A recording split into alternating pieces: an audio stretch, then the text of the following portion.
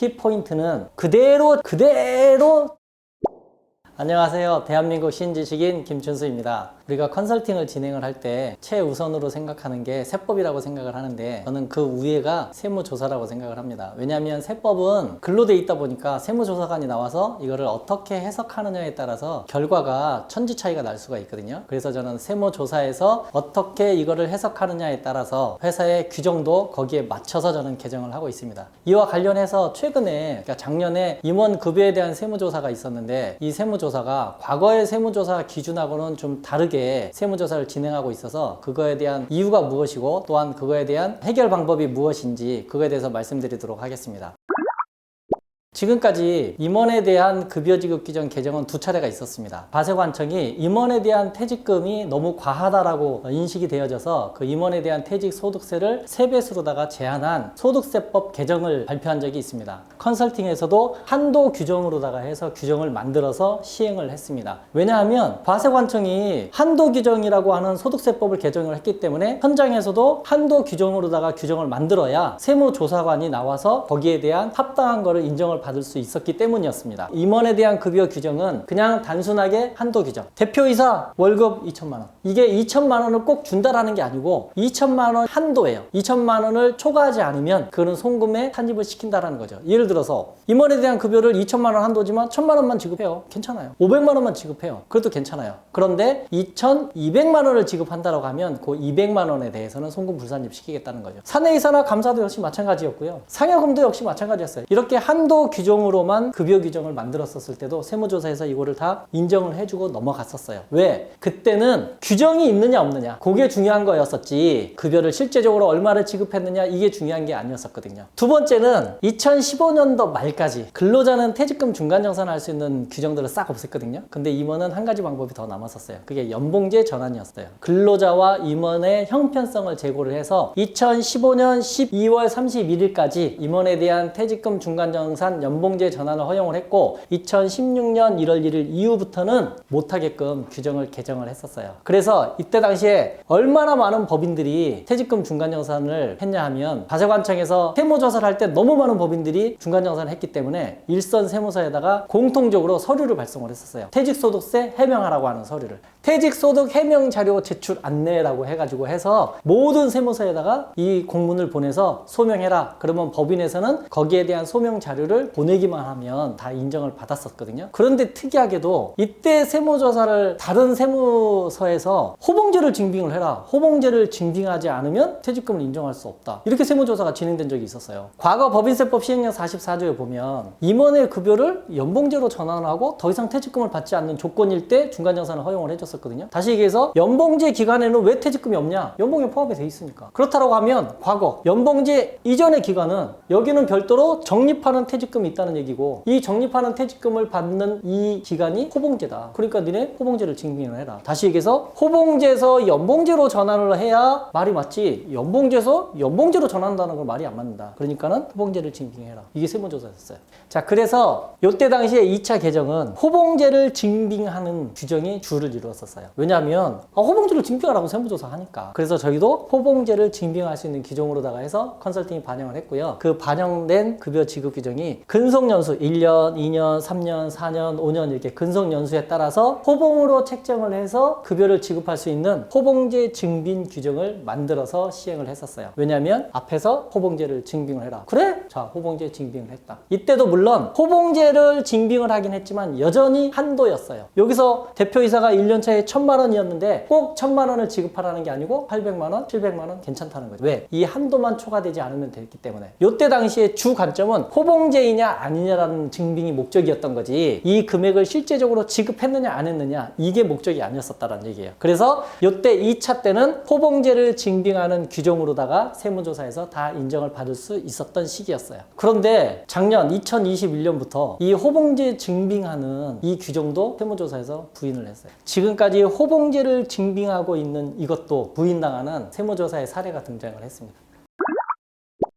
김주주라고 하는 지배주주가 받은 이 금액이 이 타인이라고 하는 다른 사내이사가 받은 금액보다 많으니 이 금액에 대해서는 부인하겠다. 이렇게 해서 세금을 부과를 시키는 거예요. 그래서 우리는 무슨 소리냐, 당신들이 얘기하는 법인세법 시행령 43조에 보면 정당한 사유 없이 동일한 직위에 있는 이라고 되어 있지 않느냐. 자, 김주주와 이 타인이 등기부 등본상에는 같은 사내이사로 되어 있지만 이 김주주는 사장이고 이 타인은 일반 이사다. 당연히 동일한 직위가 아니다. 사장과 일반 이사가 당연히 급여 차이가 날 수밖에 없지 않느냐. 두 번째, 이 김주주는 입사한 지가 15년이 됐고 이 타인은 입사한 지는 겨우 5년밖에 안 됐다. 그러면 입사 기간에 따라서 급여 차이를 놓는 게 당연한 거 아니냐. 그리고 김주주는 지배주주이다 보니까 이 타인보다 회사에서 일어나는 일에 대한 그 책임에 대한 소재가 이 사람보다 훨씬 더 많다. 그렇기 때문에 당연히 급여 차이를 뒀고 우리는 그 급여 차이를 주주총회 결의에 의해서 지급을 했다. 뭐가 문제가 있느냐. 그랬더니 세무공무원이 하는 얘기가, 야, 이 김주주는 지배주주로서 이 사람보다 더 많은 금액을 원래는 내가 배당으로 가져가려고 그러지 않았느냐. 그런데 이걸 배당으로 가져가면 이게 법인세 공제가 안 되니까, 다시 얘기해서 송금 산입이 안 되니까 급여로다가 해서 올려가지고 가져간 거로밖에는 해석할 수밖에 없다. 그리고 두 번째, 당신들이 제출한 주주총회 규정이라든지 이런 걸 보니까 만들긴 잘 만들었는데 그대로 지급하진 않았지 않느냐. 두 번째에 대해서 저희는 더 이상 해명을 할 수 없었어요. 왜냐하면 과거에는 앞에서 설명드린 대로 한도 규정으로 만들다 보니까 그 한도를 초과하지 않게끔 만들었는데 딱 그대로 지급하지 않았거든요. 근데 이 세무공무원이 하는 얘기가, 니네가 그대로 지급했다면 인정하겠다. 근데 그대로 지급하지 않았지 않느냐. 그래서 요 내용 가지고 요 차액에 대해서 고스란히 세금을 낼 수밖에 없었어요. 결국 세금은 냈지만 왜 과세관청에서 부담을 느끼면서 또 좀 과하다라고 생각이 될 정도로 임원에 대한, 특히 지배주주에 대한 급여를 배당으로 간주할까에 대한 게 저는 그 세무조사 끝나고도 항상 의문이었었거든요. 그래서 2020년도에, 그러니까 2021년부터 세무조사를 그렇게 했으니까 2020년도 세법 개정된 내용을 배당과 관련돼 있는 것들을 좀 찾아봤습니다.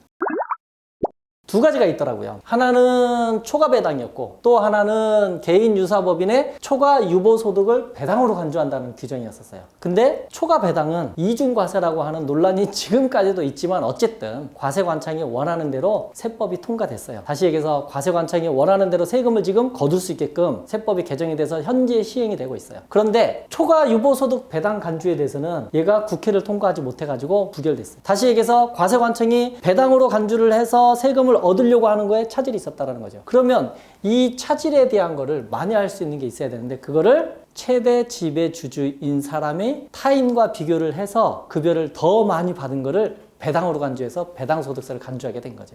앞에서 설명드린 세무조사에 대한 거를 간단하게 설명을 다시 드리면, 이 지배주주라고 하는 김주주가 5억 6,500만 원이라고 하는 연봉을 받았고 이 타인이라고 하는 사내이사가 1억 3,800만 원이라고 하는 연봉을 받았는데 요거에 대한 차액 4억 2,700만 원을 송금 산입해서 부인을 하고 이 순이익에 더해서 세금을 부과하다 보니까 법인세로 이만큼을 더 거둘 수 있었던 거죠. 다시 얘기해서 요만큼 정도를 배당으로 유보소득에 대한 배당소득세를 걷는 것과 똑같은 효과를 얻을 수 있었던 거예요. 이제 그래서 현장에서도 세무조사관이 세무조사에서 반영하는 대로 저희도 거기에 맞춰서 규정을 만들 수밖에 없어요. 그래서 3차 개정이 이제는 필요해요. 이 세무조사에 대해서 대응하기 위해서 저는 3차 개정 표준호봉표를 만들어서 시행을 하고 있습니다. 과거에는 한도를 만들었다고 하면 지금은 한도가 아니라 기본급에 대한 호봉 테이블을 만들고 수당에 대한 호봉 테이블을 만들어서 이 테이블에서 만드는 배로 호봉을 지급하는 거죠. 어떤 회사는 사장, 부사장, 전무, 상무가 있는 회사가 있을 수 있고 어떤 회사는 사장만 있는 경우가 있을 수 있고 어떤 회사는 사장과 이사만 있는 경우가 있을 수는 있어요. 그러면 그 직급에 따라서 급을 만들고 대표이사를 1급, 또 뭐 사내이사는 6급, 그리고 그 대표이사의 연차별로 아니면 호봉표로다가 해서 만들고 이제는 그 호봉을 정확하게 지급하자라는 거죠. 회사에 따라서는 뭐 식대, 차량 유지비, 직책수당, 가족수당, 영업비 이렇게 있을 수 있지만 어떤 회사는 위험수당이 있을 수도 있고 근속수당이 있을 수도 있고 그 회사에서 지급하는 수당별로다가 해서 호봉 테이블을 만들면 돼요. 키포인트는 이렇게 호봉 테이블을 만들었다라고 하면 이 호봉 테이블 그대로 지급하는 게 키포인트라는 거죠. 과거와 같이 그냥 한도로만 만들어서는 이제는 세무조사에서 인정을 못 해주겠다라는 거예요.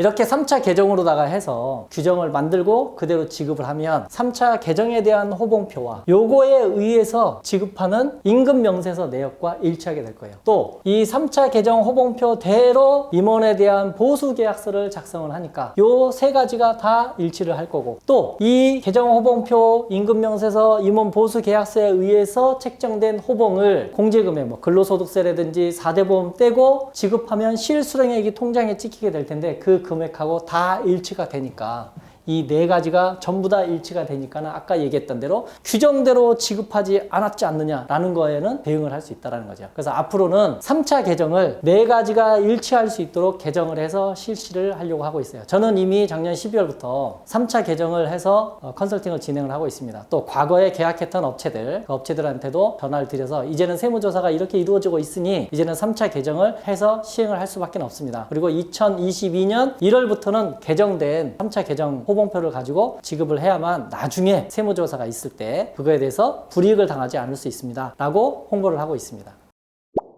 오늘 영상은 여기까지고요. 다음에도 좋은 소식으로 찾아뵙겠습니다. 감사합니다.